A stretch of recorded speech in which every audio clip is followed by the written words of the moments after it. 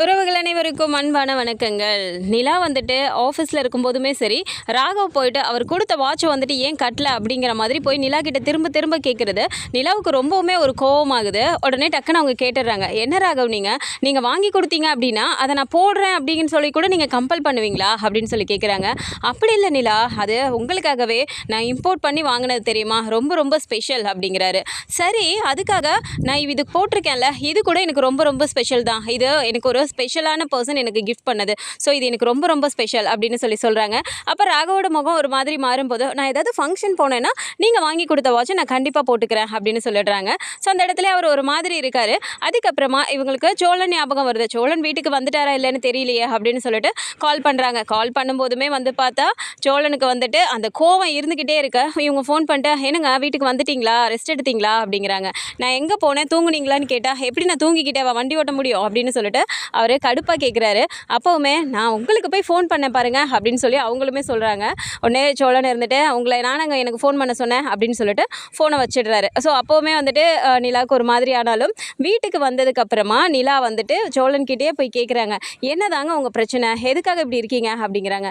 எனக்கு என்னங்க பிரச்சனை, எனக்கு எந்த பிரச்சனையாக இருந்தாலும் நீங்கள் தீர்த்து வைக்க போகிறீங்களா, அவங்கவுங்க வேலையை பாருங்கள் அப்படிங்கிறாரு. இப்போ எதுக்கு நான் என்ன பேசினாலும் நீங்கள் கடுப்பாகவே பேசிகிட்டு இருக்கீங்க, சாயந்தரம் அப்படி தான் டீ போட்டுட்ருக்கீங்களேன்னு சொல்லிட்டு நான் வேணா உங்களுக்கு போட்டு தரவான்னு கேட்குறேன், அதுக்கும் பதில் சொல்லலை. சரி, நீங்கள் போட்டு டீயை நான் என்ன குடிக்கிறீங்களான்னு கேட்டதுக்கு நான் வேண்டான்னு சொன்னதுக்கும் நான் போடுறதெல்லாம் குடிப்பீங்களான்னு கேட்குறீங்க, என்ன நீங்கள் நினச்சிட்டு இருக்கீங்க அப்படின்னு சொல்லிட்டு அவங்க ஒரு மாதிரி கோவத்தில் பேசும்போது, ஆமாங்க எனக்கு மனசாட்சியே இல்லை பாருங்க, எனக்கு மனசுன்னு ஒன்று இருக்கவே கூடாது, எல்லாருமே சேர்ந்து தான் நான் பொய் சொல்கிறேன்னு ஒரு பேர் ஒன்று கட்டி வச்சுருக்கீங்களே, பொய் சொன்னால் அதுக்காக எனக்கு மனசு இருக்கக்கூடாதுன்னு அர்த்தமா, நான் பொய் சொல்கிறேன் அப்படின்னா என்னோட பொய் யாரையாவது பாதிச்சிருக்கா அப்படிலாம் சொல்லி கேட்குறாங்க. உடனே நிலா வந்துட்டு, ஏன் என்கிட்ட நீங்கள் அடுக்கடுக்காக பொய் பேசல அப்படின்னு சொல்லி கேட்குறாங்க. அடுக்கடுக்காக பொய் பேசினேன்னா எல்லா பொண்ணுங்கள்லாம் பசங்க அப்படி இப்படி இருந்தால் தான் மதிப்பாங்க அப்படிங்கிற மாதிரி எனக்கு ஒரு தோணுச்சு.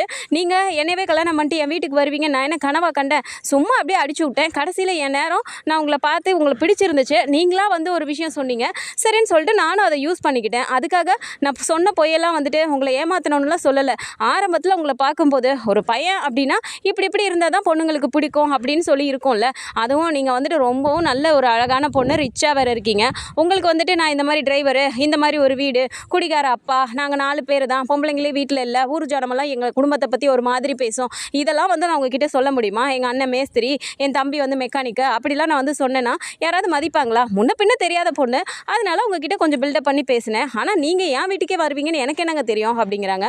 அதுக்காகவே நிலா அப்படியே பார்த்துட்டு அமைதியாக நிற்கிறாங்க. சரி டாபிக்லாம் நீங்கள் மாற்ற வேணாம், எதுக்காக இப்போ ஒரு 2 நாளாகவே நான் பார்த்துட்ருக்கேன், நீங்கள் ரெஸ்டாரண்ட்டுக்கு என்னை கூப்பிட வந்த வரைக்குமே நீங்கள் நல்லா தான் இருந்தீங்க, அதுக்கப்புறம் எதுக்கு இப்படி நீங்கள் பேசிகிட்டு இருக்கீங்க, என்னதாங்க நடந்துச்சு அப்படிங்கிறாங்க. அப்போவே அப்படியே சோழன் முகம் ஒரு மாதிரி மாறுது. பார்த்தீங்களா, அப்போ ஏதோ நடந்திருக்கு, மறைக்காம என்கிட்ட உண்மையை சொல்லுங்கள் அப்படின்றாங்க.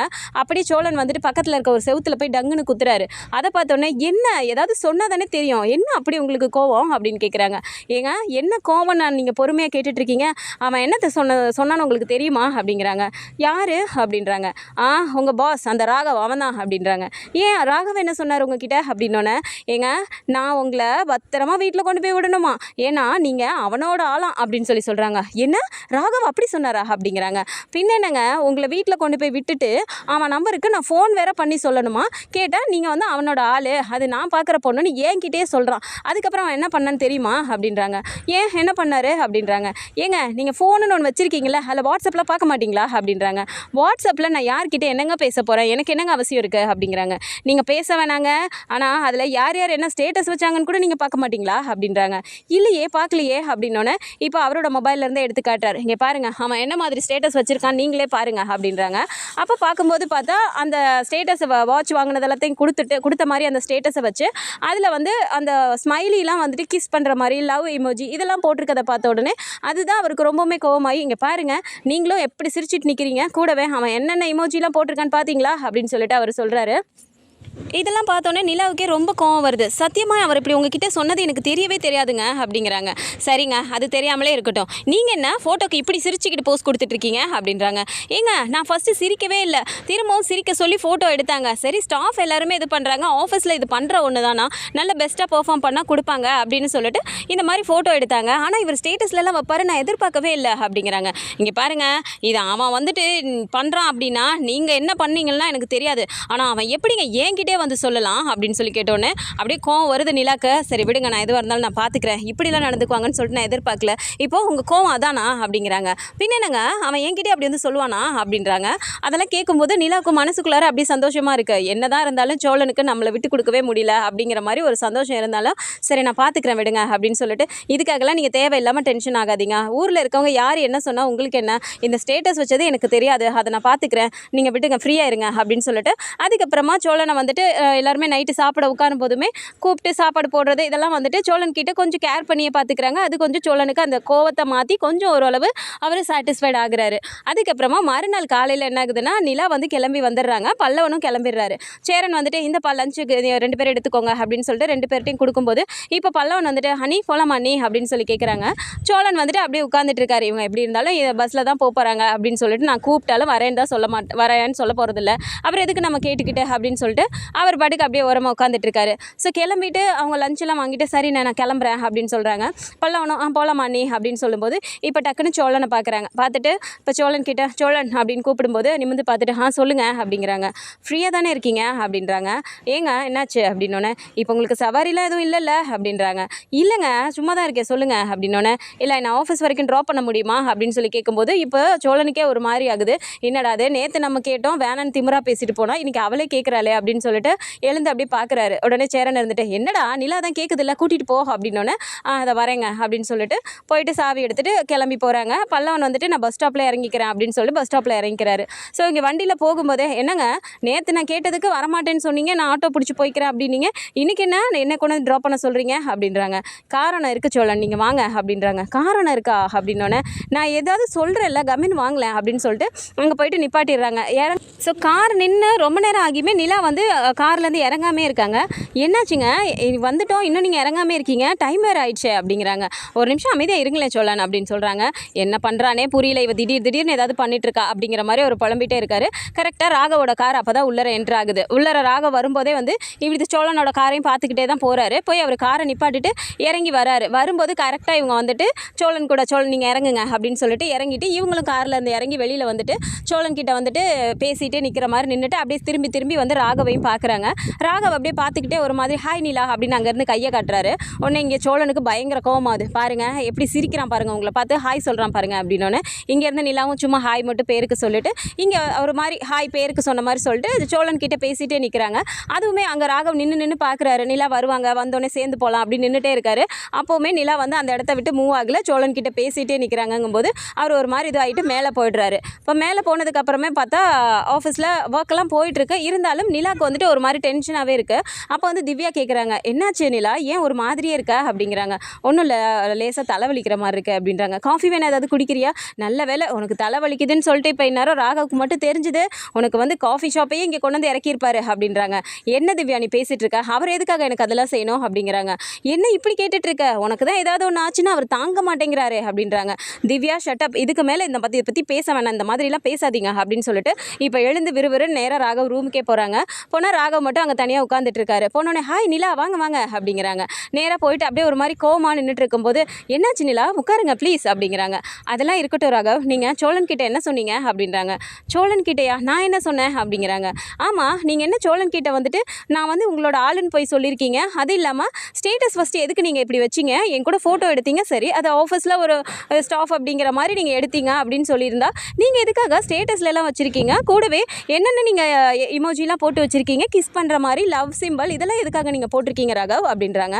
அது சும்மா தான் போட்டேன் அப்படின்னு சொல்லிட்டு அவர் யோசிச்சுக்கிட்டே டக்குன்னு இதுதான் கரெக்டான டைமாக நம்ம இவகிட்ட வந்துட்டு நம்ம லவ்வை சொல்லிட வேண்டியதான் அப்படின்னு சொல்லி நினச்சிக்கிட்டே நிலா அப்படின்னு சொல்லி ஸ்டார்ட் பண்ணுறாரு. உடனே டக்குன்னு நிலா என்ன சொல்லிடுறாங்க, உங்களால் சோழனுக்கு எனக்கு எவ்வளோ சண்டை தெரியுமா, அவர் எவ்வளோ கோவப்பட்டார் தெரியுமா அப்படின்னு சொல்கிறாங்க.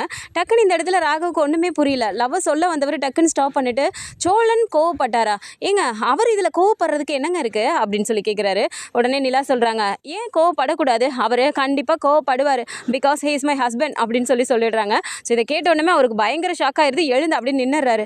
நிலா என்ன சொல்லிட்டு இருக்கீங்க அப்படின்னோடனே ஆமாம் சோழன் அவர் என்னோட ஹஸ்பண்ட், நான் அவரோட ஒய்ஃப் தான் அப்படின்னு சொல்கிறாங்க. நீங்கள் மேரிடா அப்படிங்கிறாங்க. ஆமாம் ஏன் அப்படி கேட்குறீங்க அப்படின்றாங்க.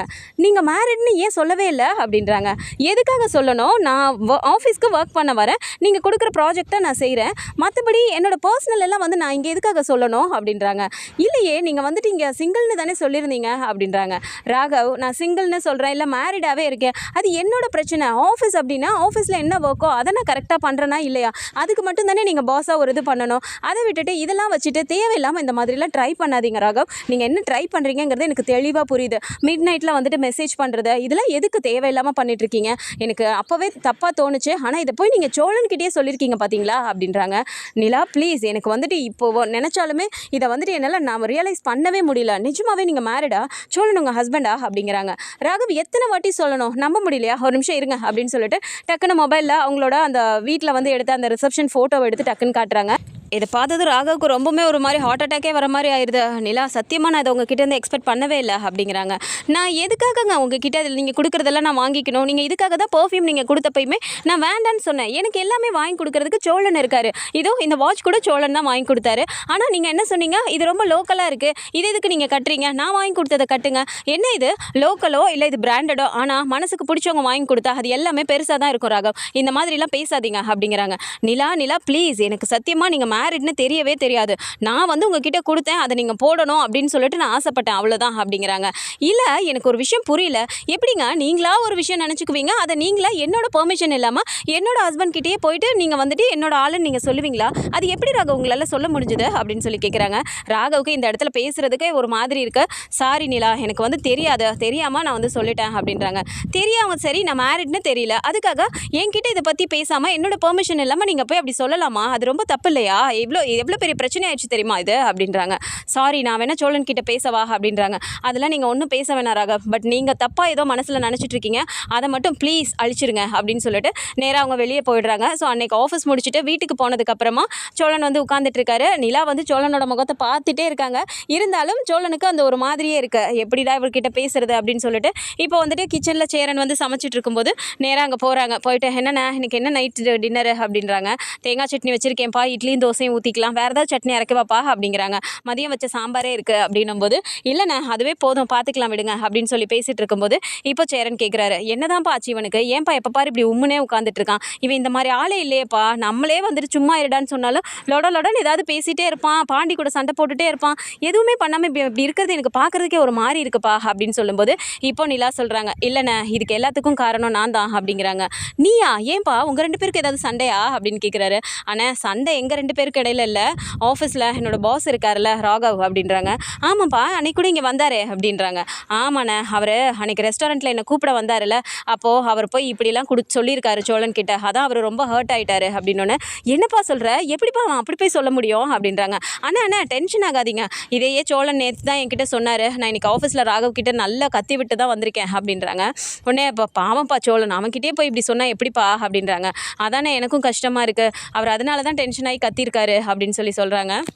ஸோ இனிமேல் நிலா சோழனோட அந்த லவ் சப்ஜெக்ட் அப்படிங்கிறது ஸ்டார்ட் ஆக போகுது. ஸோ டிவோர்ஸ் வரைக்கும் போகுதா, இல்லை February 14th வந்துட்டு அவங்க வந்துட்டு அவங்களோட லவ்வை சோழன் கிட்ட சொல்ல போகிறாங்களா அப்படிங்கிறத அடுத்து வரப்போகிற அப்கமிங் எபிசோட்ஸில் பார்க்கலாம். ஸோ இந்த மாதிரியான கதைக்கெல்லாம் வந்தால் நல்லா இருக்கும்னு நினச்சிங்கன்னா மறக்காமல் நம்மளோட சேனலை சப்ஸ்கிரைப் பண்ணிக்கோங்க. அண்ட் வீடியோ பிடிச்சிருக்கு அப்படின்னா சின்னதை லைக் மட்டும் கொடுத்துருங்க. தேங்க்ஸ் ஃபார் வாட்சிங்.